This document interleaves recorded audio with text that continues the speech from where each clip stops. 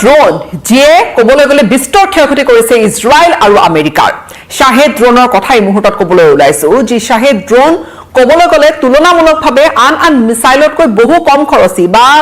কোনো ফাইটাৰ জেটৰ তুলনাত বহু কম খৰচী কিন্তু ই ডাঙৰ আক্ৰমণো ঘটাই দিব পাৰে বিস্তৰ ক্ষয়ক্ষতিও কৰিবলৈ পাৰে আৰু ইৰাণৰ ড্ৰোন টেকনলজি বিশ্বত তেওঁলোকে এটা বিশেষ ধৰণৰ মাইলৰ খুঁটি স্থাপন কৰি থৈছে আৰু তেনে পৰিপ্ৰেক্ষিতত আমেৰিকা আৰু ইজৰাইলৰ যি আক্ৰমণ হৈছিল ইৰাণত সেই আক্ৰমণৰ প্ৰত্যুত্তৰ বা প্ৰত্যাক্ৰমণ ইৰাণে কৰি আছে এই ড্ৰোন ব্যৱহাৰ কৰি মোৰ পিছফালে কেইটামান আপুনি দৃশ্য দেখিব ইৰাণে তেনেকুৱা ড্ৰোনৰ মাছ প্ৰডাকশ্যন কৰি ৰাখিছে বা মাছ প্ৰডাকশ্যন ইৰাণৰ আছে যাৰ পৰিপ্ৰেক্ষিতত এই ড্ৰোনবোৰ ব্যৱহাৰ কৰি এই যিখন যুদ্ধ 13 দিনলৈকে যিখন যুদ্ধ পূৰ্ণগতিত চলি আছে এই যুদ্ধখনত এই ড্ৰোনবোৰ ব্যৱহাৰ কৰি বিস্তৰ ক্ষয়ক্ষতি আমেৰিকা আৰু ইজৰাইলে কৰিছে আৰু বহু সময়ত যিবোৰ এয়াৰ ডিফেন্স সিস্টেম আছে বহু ড্ৰোন একেলগে পঠিয়াই দিয়ে তাৰ পিছত এই যিবোৰ এয়াৰ ডিফেন্স সিস্টেম অৰ্থাৎ আয়ৰন ডোমৰ দৰে সিস্টেম ওভাৰৱেলম হৈ পৰে অৰ্থাৎ ইমানবোৰ ড্ৰোনেৰে আক্ৰমণ কৰাৰ বাবে চেষ্টা কৰা হয় যে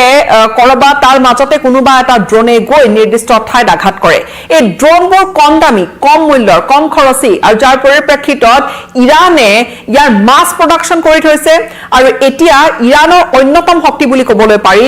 মডাৰ্ণ ৱাৰফেয়াৰ বা আজিৰ বিশ্বৰ যুদ্ধ আমি দেখিছো যে ৰাছিয়া ইউক্ৰেইনৰ যুদ্ধখনৰ বা সংঘাতখনৰ সময়ছোৱাতো এই ড্ৰোন ব্যৱহাৰ কৰা হৈছে মাজে সময়ে শাহেদ ড্ৰোনৰ কথাও আহে সেই যুদ্ধখনৰ প্ৰসংগতে কিন্তু এতিয়া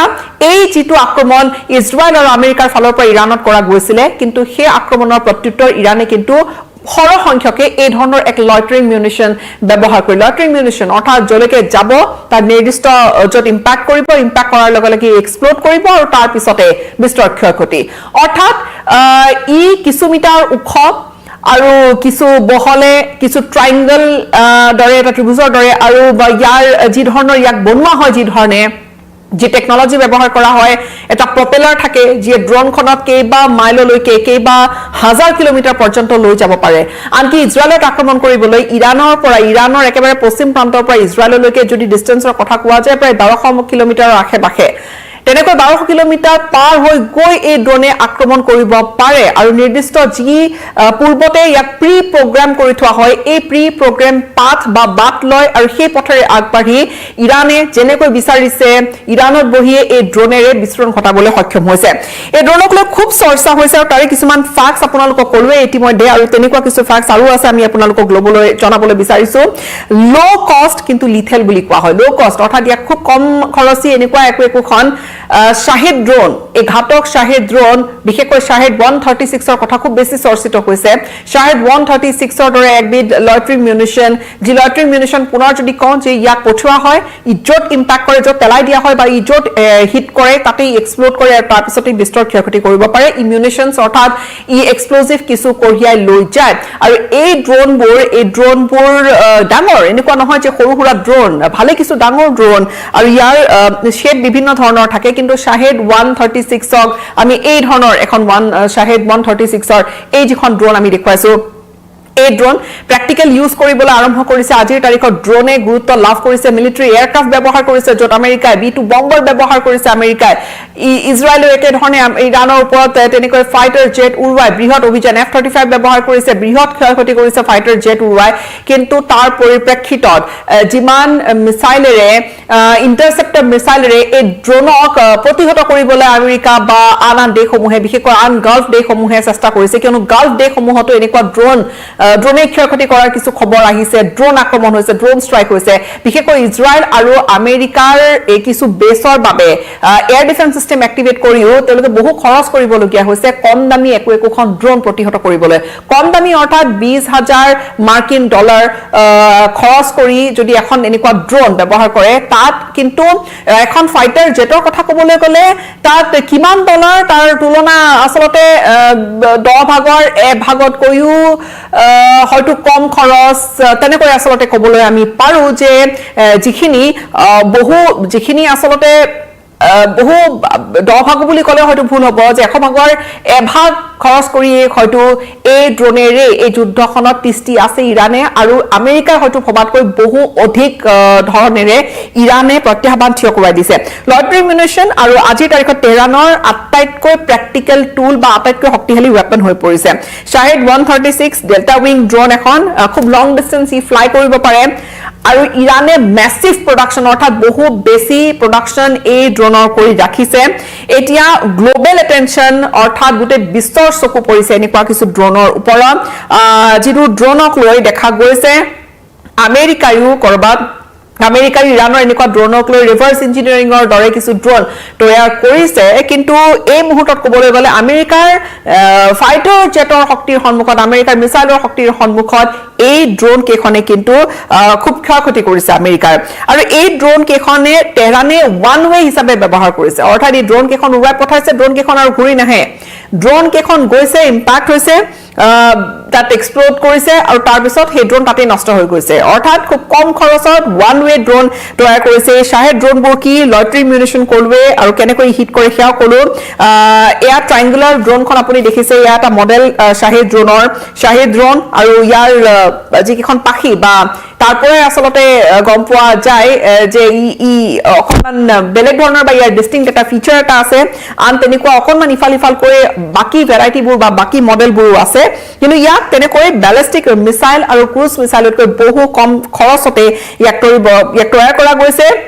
আৰু বিশেষকৈ তাক যেতিয়া লঞ্চ কৰা হয় বহু বেছি পৰিমাণে লঞ্চ কৰা হয় একেলগে 10খন 20খন তেনেকৈ আসলতে এটা এটাকত বহু তেনেকৈ লঞ্চ কৰি দিয়ে আৰু লং ৰেঞ্জ এটাকৰ বাবে বা বিশেষকৈ মিলিটাৰী ইনফ্ৰাষ্ট্ৰাকচাৰ এইবোৰ ড্ৰোন তুলনামূলকভাৱে এখন ফাইটাৰ জেটতকৈ বহু সৰু কিন্তু ইয়াক মিলিটাৰী ইনষ্টলেচন বা তেনেকুৱা সামৰিক ঘাটিত আক্ৰমণ কৰিব পৰাকৈ ইয়াক তৈয়াৰ কৰা হৈছে বহু সময় দেখা গৈছে যে এই যি কাটাৰ বাহৰেইন কুৱেইট বা UAE যত আমেৰিকাৰ ষ্টেচনবোৰ আছে বেছবোৰ আছে তাত এই ড্ৰোনেৰে আক্ৰমণ হৈছে আনকি এই ড্ৰোনবোৰ যেতিয়া আকাশতে এয়াৰ ডিফেন্স সিস্টেমে ধ্বংস কৰি দিছে তাৰে ডেব্ৰি পৰি বা অৱশিষ্টবোৰ পৰিও কিছু ক্ষয়ক্ষতি হৈছে সমান্তৰালকৈ এয়াৰপৰ্টত কেইটামান আক্ৰমণৰ ঘটনা এনেকুৱা ড্ৰোনেৰে কৰা হৈছে ইয়ানে